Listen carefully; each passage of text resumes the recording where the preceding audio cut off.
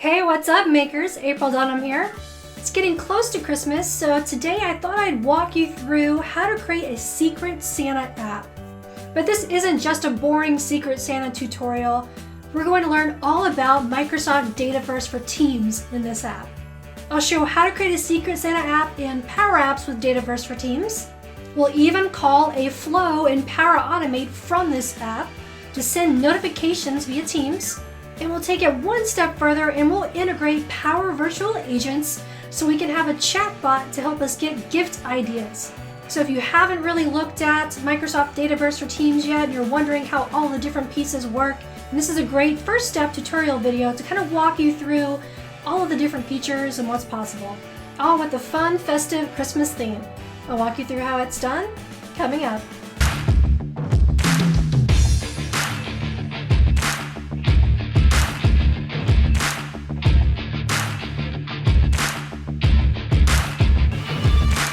I always like to start by first showing the working application and then we'll reverse engineer it. So I've already built out this Secret Santa solution. Let's take a look at how it actually works. So I've created a Secret Santa team and we have one channel called General. And I've deployed my Secret Santa application here. So if we click on the Secret Santa tab, you'll see the Secret Santa app opening up. We have this nice loading screen with Santa skiing across the screen. And then that takes us here to the main event management screen. The way that I've kind of architected this particular application is so that you can use it within a business and have multiple different gift exchanges or Secret Santas, whatever you want to call it, going at a given time that you can join. So that's why here on the left, we're going to have My Events, which is going to show any Secret Santa gift exchange events that you're participating in. And it's going to show you some details about the name, the date of the gift exchange, the budget, and whether or not there's been matches drawn yet. And then here we have all of the different events that are currently active and you're able to join. So I can see things like the name, some details, how many days there are left to sign up, and who within my company is participating. I can create new events by clicking on the Manage Events tab and filling in the details here. So you see we're asking for things like the name of the event. So let's set up one here for the Flow Fam Secret Santa and the deadline to sign up, in case you want a deadline of when people can sign up by so you can make sure everyone has plenty of time to buy their presents and get them sent, and a budget. So all these type of gift exchanges typically have some kind of budget that you follow. And although I don't have anything coded into this application for this, I've created placeholders for the max participants. So if you want to cap it where only X number of people can participate in a given event, you can. And then we can fill out some additional details. Other thing you'll notice is a cover image. So if you saw on that first screen there, we had an associated image with the given event. So we can click that tap or click to add a picture button, select an image, and that'll be uploaded there. Now let's just click this check mark, and that will add this event so that we can sign up for that.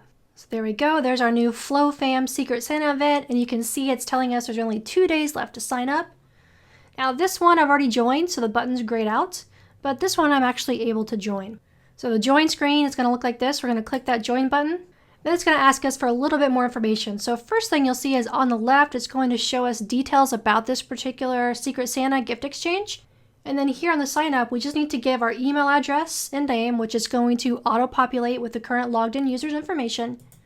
Then we'll fill out our mailing address and what we like. So just ways to give the person that's assigned to us some ideas of things to give us.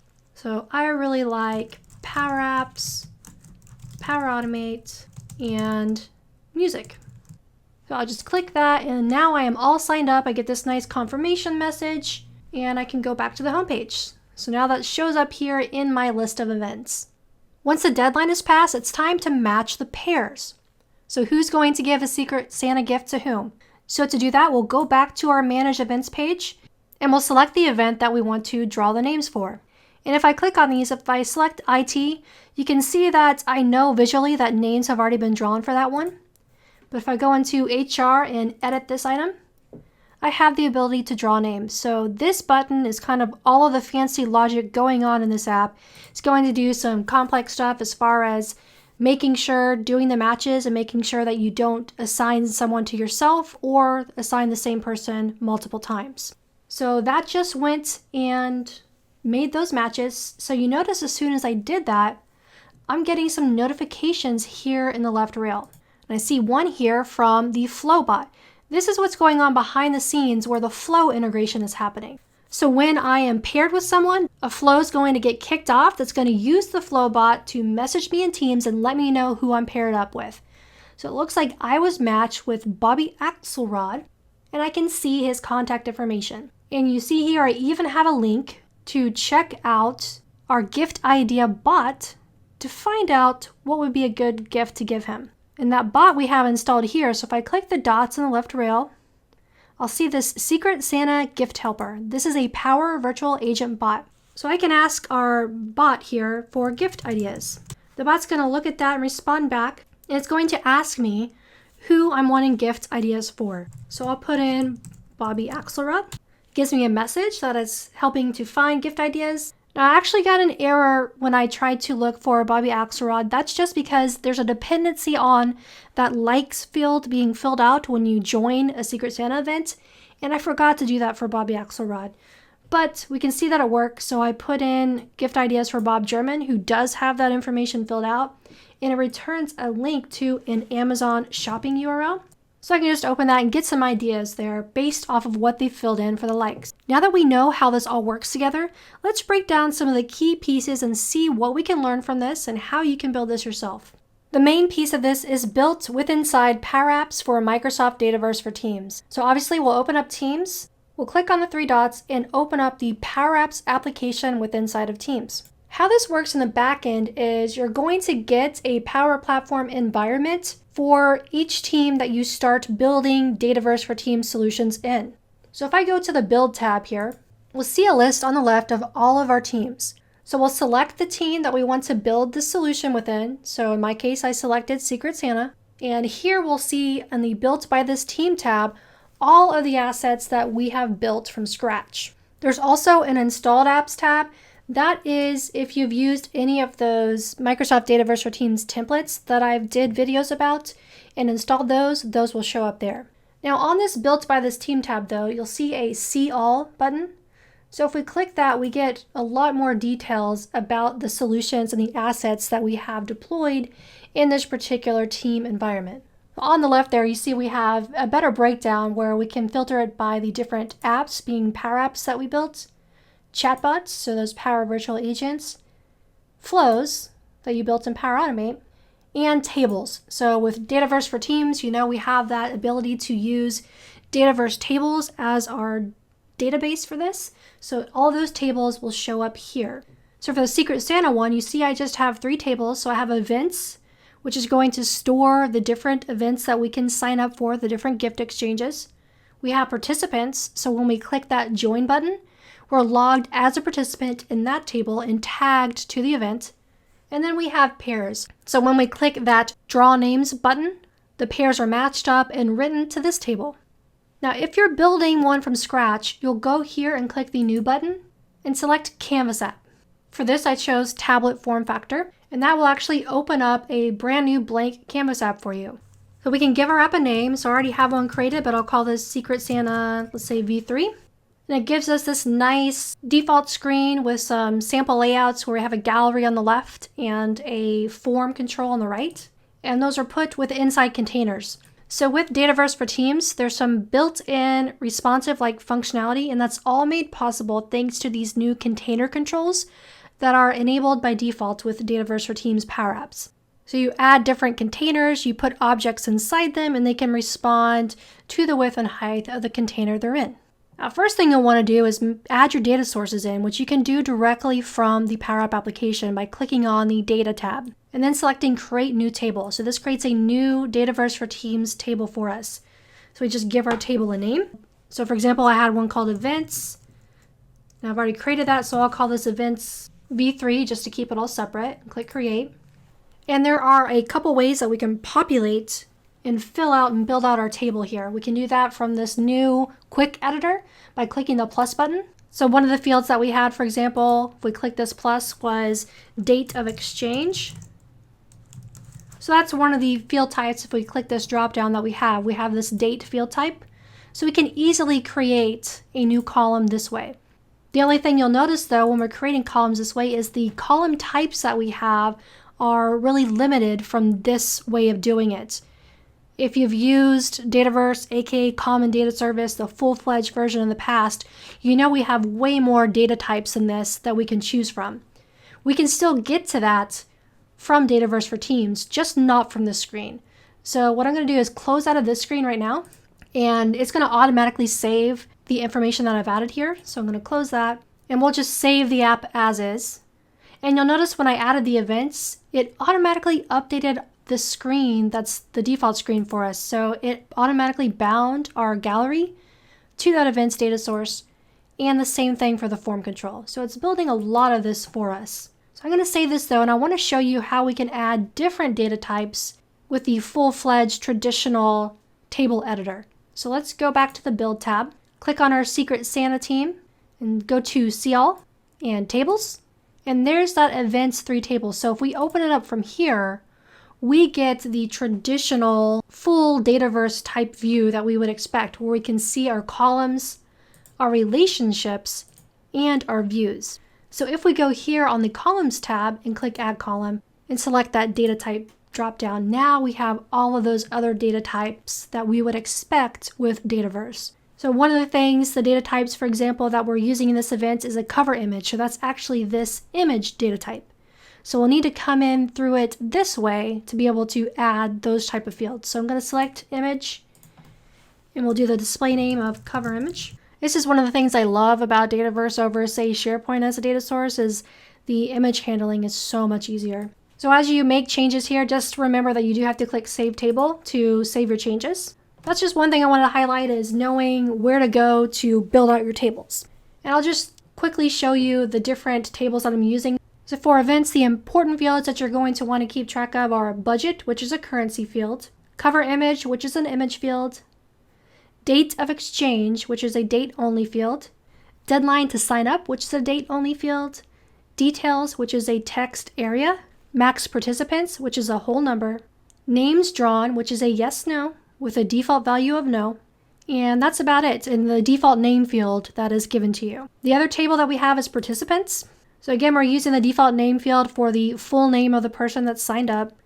And the only other fields that we've added were an email field, that's a text field, a mailing address field, that's a text area, a likes field, that is also a text area.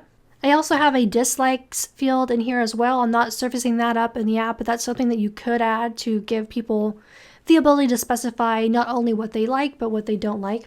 We have an event field, which is a lookup to our events table, so that we can select and bind those together. And then finally, we have participant ID, which is an auto number field with the minimum number of digits set to 1 and a seed value of 1. And finally, we have our pairs table, again using that name field, with the only additional fields being the event, that's a lookup to our events table, giver, which is a lookup to our participants table, and receiver, which is a lookup to our participants table also. And we have pair ID, which is another auto numbered field. So pretty short and sweet. That's all that's needed from the table side. Now from the Power App side itself, let's take a look at some of the highlights here. If you recall, I'm doing some animation with Santa here. I just found this free image of an ice skating Santa, which I went to the Media tab and imported into my application. Same thing for the background. I found this nice animated GIF of snow, so I've downloaded that and imported that as well. So on this loading screen, I've set the background image to my animated GIF. I've added in Santa here as an image control.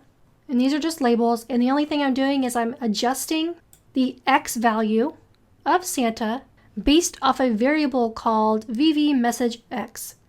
And that is being set via a timer control. So this particular timer is set for a very short duration of 100 milliseconds, and it's set to repeat and auto start. So it's just going to keep going in 100 millisecond increments.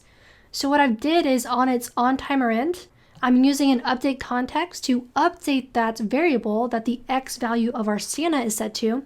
And I'm just going to do some logic here to see if the variable is greater than the app width, minus 350, give or take, to give some space on the side. If so, we want to reset the position of the image.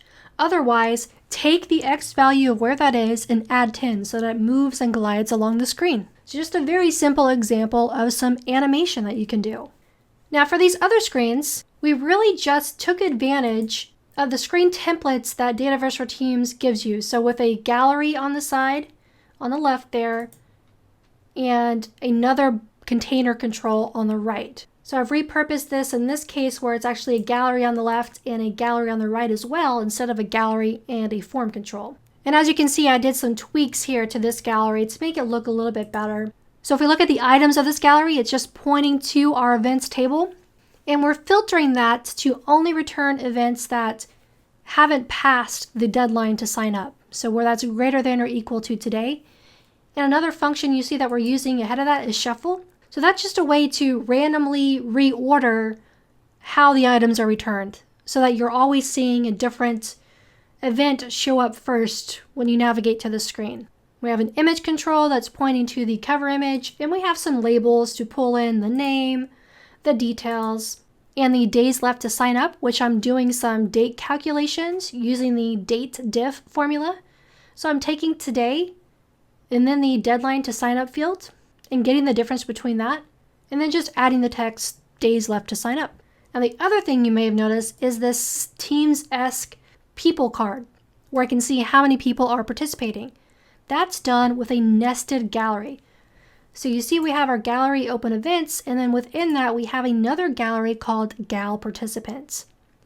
For this gallery, if we look at its items property, you see that that's pointing to the participants table where we are doing a filter to match the participants where the event name column equals this item.name.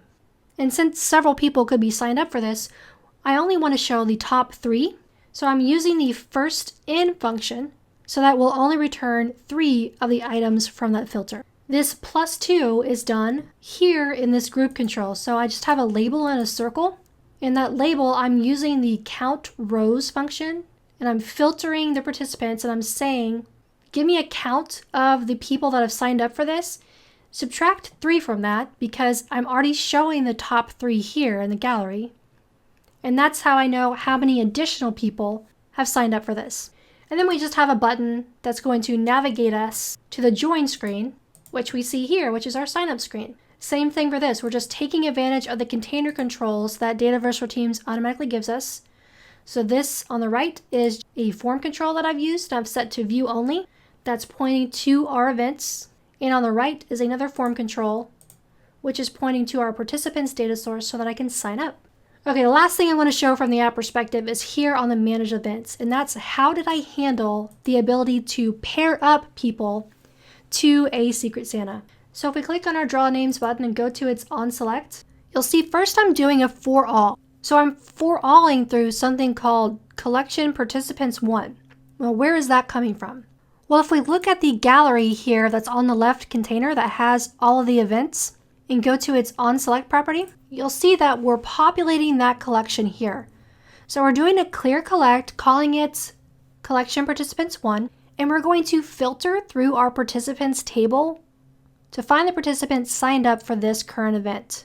And I'm actually doing this twice. So I'm creating one collection participants and then a collection participants 2 with the same filter.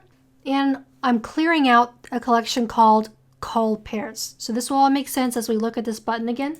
So the first thing I'm going to want to do here is loop through the Call Participants 1 collection.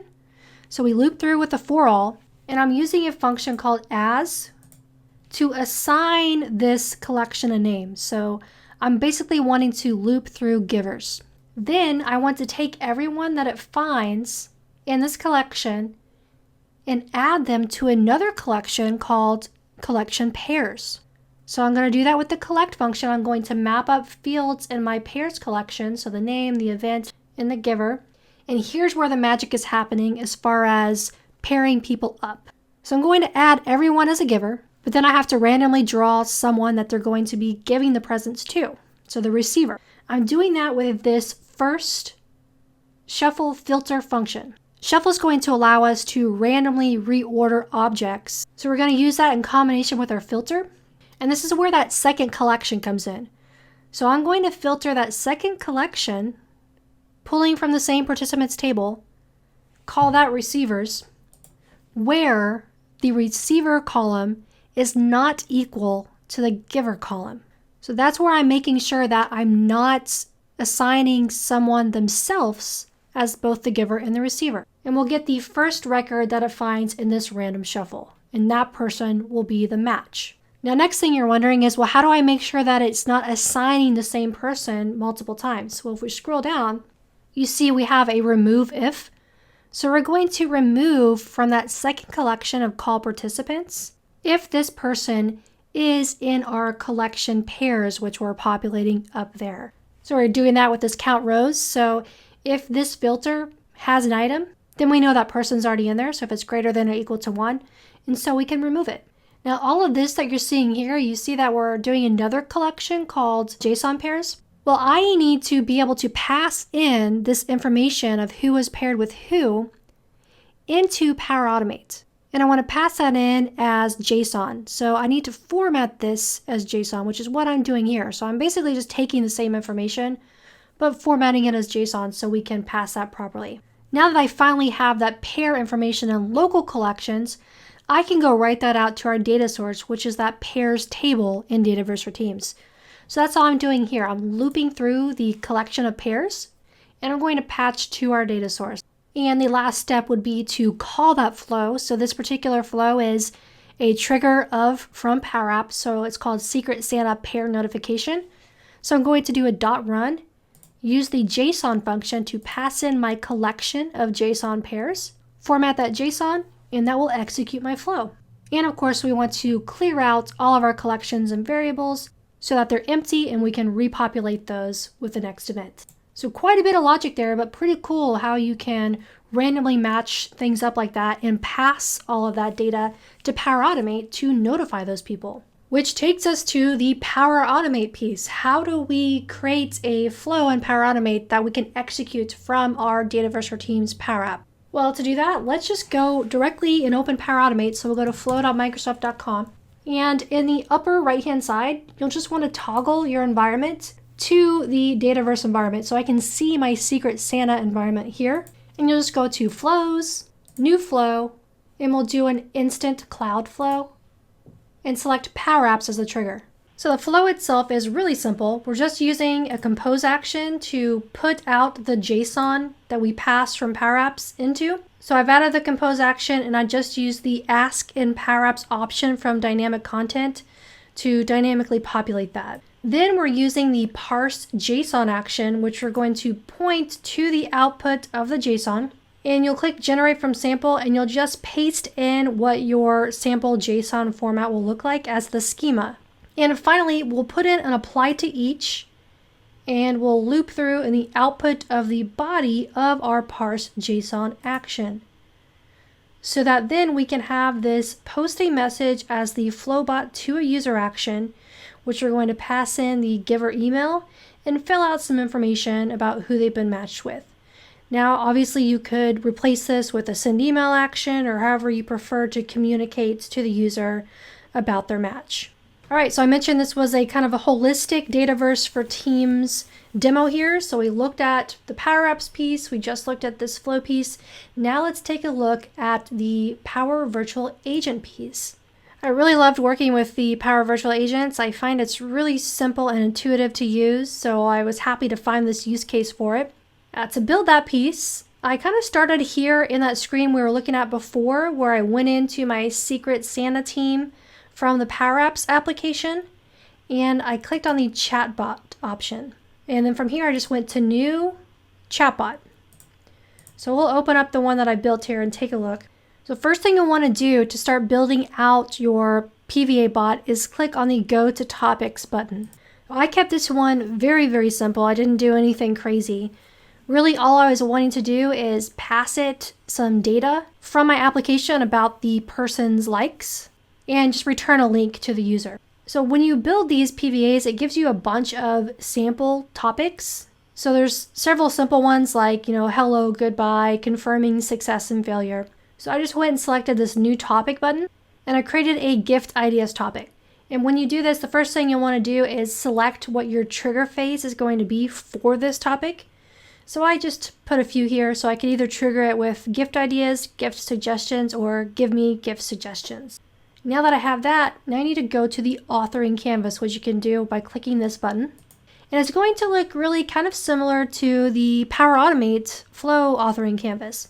So here, this is our trigger phase, and those are those list of triggers that we populated.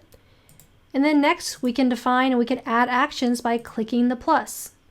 So we can do things like have our bot ask a question. We can have it show a message or call an action. So for this case, I just have it showing a message.